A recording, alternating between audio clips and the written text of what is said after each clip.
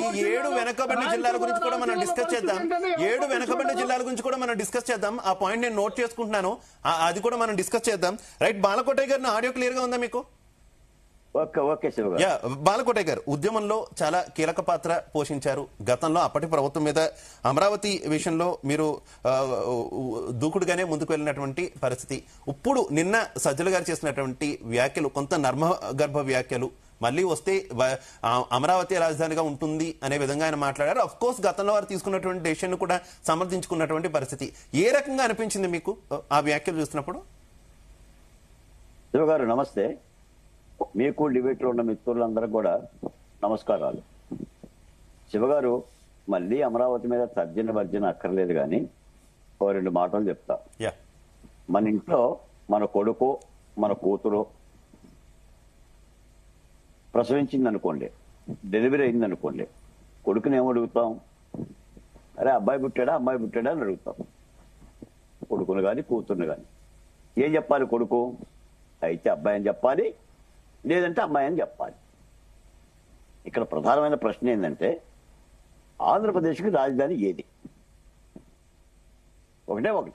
ఒకటే ఉంటుంది. ఏది ఆంధ్రప్రదేశ్ రాజధాని ఏది? ఇది ప్రశ్న. ఏ అమరావతి, బి విశాఖపట్నం, సి కర్నూలు, ఏది అని చెప్పాలి. అమరావతిని ఎలా అభివృద్ధి చేస్తామనేది రెండో ప్రశ్న. అది ఎలా అభివృద్ధి చేయండి. చంద్రబాబు నాయుడు గారు తన విజనరీ ద్వారా అమరావతిని అభివృద్ధి చేస్తున్నారు. మరో ప్రభుత్వం వస్తే ఆ ప్రభుత్వ విధానంతో అభివృద్ధి చేస్తుంది. రెండో మాట, ప్రజాస్వామ్యంలో ప్రభుత్వాలు తీసుకున్న నిర్ణయాలని ఎవరు తప్పుపడతారు? 1 కోర్టులు పడతాయి, 2 ప్రజలు పడతారు. 3 రాజధానుల విధానాన్ని ఎవరు తప్పుపట్టారు? న్యాయస్థానం తప్పుపట్టింది. ఈ విధానం సరైంది కాదు అని చెప్పింది. సుప్రీంకోర్టుకి వెళ్ళి స్టే అడిగారు, ఇవ్వము అని చెప్పింది. ఎన్నికల్లోకి వెళ్ళిపోయి 3 రాజధానులు కావాలని చెప్పారు, కుదరదు అని ప్రజలు స్పష్టంగా చెప్పారు, ఓడించారు. ఇంకింతకంటే ప్రజాస్వామిక లక్షణం ఏముంటుందండి? పాలకులు న్యాయస్థానాలు చెప్పినా ప్రజా తీర్పులు చెప్పినా విధానాలను సమీక్షించుకోవాలి. ఇప్పనట్లుగా, చూపించినట్లుగా, మాట్లాడినట్లుగా ఇంకా అమరావతి గురించి మాట్లాడితే ప్రయోజనం ఏంటంటున్నా? మనం ఎక్కడికి వెళ్ళాలి? బెజవాడ వెళ్ళాలా, హైదరాబాద్ వెళ్ళాలా తేల్చుకొని, నువ్వు బస్ ఎక్కాలని ట్రైన్ ఎక్కాలని తెలుసుకోవాలి. నేను అమెరికా పోతానంటే ఫ్లైట్ ఎక్కువ, విమానం ఎక్కుతానంటావేంటి? పైపెచ్చు అభివృద్ధి వికేంద్రీకరణ వేరు, పరిపాలన వికేంద్రీకరణ వేరు. అభివృద్ధి వికేంద్రీకరణ కావాలి అందరూ ఆస్వాదిస్తారు, కానీ పరిపాలన వికేంద్రీకరణ కాదు. అభివృద్ధి వికేంద్రీకరణ పేరు చెప్పి పరిపాలనా వికేంద్రీకరణకు శ్రీకారం చుట్టడం, రాజధానిని విభజించడమే వైసీపీ పార్టీ చేసింది తప్పు. ఇప్పటికి కూడా ఆ పార్టీ స్పష్టత లేకుండా మాట్లాడుతుంది. రాజధాని మీద స్పష్టత రాకుండా వైసీపీ పార్టీ రాజకీయాలు చేయలేదు. నేను మళ్ళీ చెప్తున్నాను, ఎందుకంటే ఏ రాజకీయ పార్టీ కూడా ఒక విధానం ఉండాలి. పోలవరం పూర్తి చేయాలా, అమరావతి ఉంచాలా, తుంచాలా, అసలు ఈ రాష్ట్రాన్ని ఏం చెయ్యాలి, ఇది విధాన నిర్ణయం. 3 ప్రాంతాలను మేమే అభివృద్ధి చేస్తాం, ఎవరు కాదన్నారు? ఈరోజు చంద్రబాబు నాయుడు గారు విశాఖపట్నాన్ని అభివృద్ధి చేయించాలా? తీసేది ఎక్కడ పెట్టారే? విశాఖపట్నంలో కాదు పెట్టింది, అమరావతిలో పెట్టారా? కియా ఎక్కడుంది? సాగునీటి ప్రాజెక్టులు ఎక్కడున్నాయి? అందుకని ఇప్పటికీ కూడా 3 ప్రాంతాల మధ్య విభజన రేఖలు పెట్టే ఆలోచనే రాష్ట్రానికి మంచిది కాదు, ఆ నాయకులకు మంచిది కాదు. మళ్ళీ చెప్తున్నా సజ్జలు గాని, బొగ్గన గాని, జగన్మోహన్ రెడ్డి గారు గాని ముందు రాజధాని గురించి చదవండి, రాజధాని అంటే ఏంటో తెలుసుకోండి, అన్ని రాష్ట్రాలకి ఏ రాజధానులు ఉన్నాయి, ఎలా ఉన్నాయో చూసుకోండి. అంతే తప్ప ఇప్పుడు కూడా ఏదో తీరు మారినట్టుగా. ఎందుకంటే ఒక్క మాట చెప్తా శివ గారు, గతంలో కూడా ఇదే మాట చెప్పారు. గతంలో 2019కి ముందు జగన్మోహన్ రెడ్డి గారిని అడిగితే మీరు రాజధాని మారుస్తున్నారంట కదా అమరావతి అంటే, నేను ఎందుకు మారుస్తాను అబ్బా, నేను ఇల్లు కట్టుకుంది అక్కడే, నేను ఉండేది అక్కడే, ఆ చంద్రబాబు నాయుడు గారు ఇల్లు కట్టుకోలేదు, ఏంటి నిందలు అని మాట్లాడారు. వెరసీయమయ్యింది. 3 రాజధానుల విధానం తెచ్చి 5 సంవత్సరాలు అలవటించాం. ఈ డిబేట్ లో ఉన్న ప్రతి ఒక్కరు కూడా తెలుసు. కాబట్టి అమరావతి మీద స్పష్టత సాధించాల్సిన అవసరం వైసీపీ పార్టీకి ఉంది.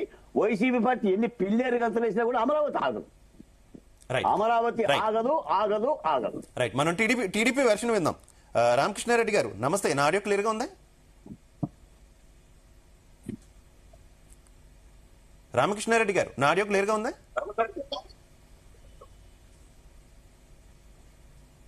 ఆయన మీట్ లో ఉన్నారు సార్, మీట్ లో ఉన్నారు. ఒక్కసారి అన్మ్యూట్ చేయాలి రామకృష్ణారెడ్డి గారు టీడీపీ నుంచి.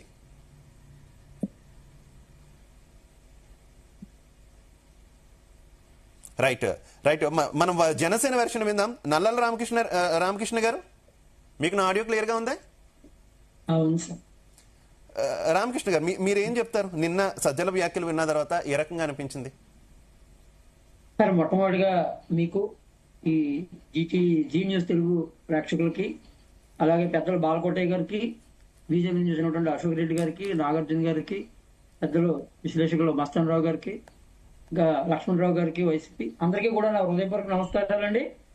విషయం ఏంటంటే, అసలు వైసీపీకి ఈ రోజుకి కూడా, పైగా అక్కడ కూర్చున్నది సజ్జల రామకృష్ణారెడ్డి గారు ప్లస్ బొగ్గన రాజేంద్రనాథ్ రెడ్డి గారును, వైసీపీలోనే అత్యంత వ్యూహాత్మకవాదులు వాళ్ళిద్దరు కూడా అక్కడ కూర్చుని ఇప్పటికీ అత్యంత కన్ఫ్యూజింగ్ గా మాట్లాడుతున్నారు. వాళ్ళు decentralisation is not administrative decentralisation. అభివృద్ధి వికేంద్రీకరణ. అభివృద్ధి వికేంద్రీకరణ అంటే ఏంటంటే దాని అర్థం, కర్నూలులో డ్రోన్ సిటీ పెడుతున్నాం మేము, వారుకల్లో పారిశ్రామిక పార్కులు పెడుతున్నాం, ఓ పక్కనే క్వాంటమ్ సిటీ తెస్తున్నాం, ఓ పక్కన ఇసుక పాలసీని మళ్ళీ మారుతున్నాం, జనాభా నిర్వహణ విధానాలు మారుతున్నాం, ప్రభుత్వ విధానాలు మారుతున్నాం, సూపర్ 6 అమలు చేస్తున్నాం, స్త్రీలకి ఉచిత బస్సు ఇచ్చాం, ఓ పక్కన స్త్రీలకు రేపు పొద్దున నిరుద్యోగులు 20 లక్షల ఉద్యోగాలు క్రియేట్ చేసే దిశగా వెళుతూ ఉన్నాం.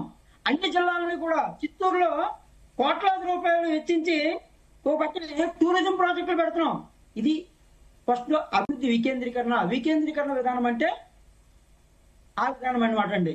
ఎందుకు దీనికి కారణం ఏంటంటే, అనుభవజ్ఞుడైన చంద్రబాబు నాయుడు గారు, ఆధునిక కాలంలో అత్యంత దార్శనికత కలిగినటువంటి మా పవన్ కళ్యాణ్ గారు, సెంటర్ లో 80 డైనమిక్ లీడర్ అయినటువంటి మోడీ గారి సహకారం, ఇలా కూటమి ఏర్పడింది కాబట్టి, ఇంత సమన్వయంతో సంయమనంతో వెళ్ళాం కాబట్టి, ఎటువంటి గోసులు లేవు కాబట్టి, ప్రజల ప్రధాన ఆధారం కాబట్టి ఇవాళ డీసెంట్రలైజేషన్ అయినా, అభివృద్ధి వికేంద్రీకరణ అయినా, ప్రాంత అభివృద్ధి అయినా, అమరావతి నిర్మాణం అయినా కానీ జరుగుతుంది. 2014లో ఇదే పెద్ద మనిషి జగన్మోహన్ రెడ్డి గారు అమరావతికి యాక్సెప్ట్ చేసి 2019 ఎన్నికల్లో విజయం సాధించగానే వెంటనే అమరావతిని తుంచడం మొదలుపెట్టారు. 3 మొక్కలు అన్నారు, అమరావతి శ్మశానం అన్నారు, అమరావతిలో ఏముందండి వరదలు నీటి మురిగిపోతుంది అన్నాడు. ఆ రోజు ఉండేటువంటి రామకృష్ణ గారు ఇప్పటికీ ఇప్పుడు వైసీపీ స్టాండ్ ఏ రకంగా అయితే మీరు కన్ఫ్యూజన్ గా ఉందంటున్నారో, కూటమి పార్టీల వ్యవహారం కూడా అమరావతి విషయంలో కొంత కన్ఫ్యూజింగ్ గా అనిపిస్తుంది కదా. ఎందుకంటే నోటిఫికేషన్, మీరు అధికారంలోకి వచ్చి సంవత్సరం అయింది, ఇప్పటికూ కూడా కేంద్రంలో మీ కూటమి అధికారంలో ఉంది, రాష్ట్రంలో మీరే అధికారంలో ఉన్నారు, అయినా అమరావతి రాజధానికి సంబంధించి ఒక నోటిఫికేషన్ రాలేదు కదా. ఆ నోటిఫికేషన్ సాకుగా చూపించే గతంలో ఉన్నటువంటి ప్రభుత్వం రాజధానిని మార్చేటటువంటి ప్రయత్నం చేసింది అనేటటువంటి కామెంట్స్ ఉన్నాయి. ఎందుకు మీరు ఇంకా నోటిఫికేషన్ ఎందుకు పార్లమెంట్ లో తెచ్చుకోలేకపోతున్నారు? సార్, మేము వచ్చి 15 నెలలు అయిందండి. మొత్తం అన్ని వ్యవస్థలు అస్తవ్యస్తం చేసినటువంటి వైసీపీ చేసినటువంటి అస్తవ్యస్త పనులన్నీ, అస్తవ్యస్త విధానాలు, వ్యవస్థలను అస్తవ్యస్తం చేయడం, మొత్తం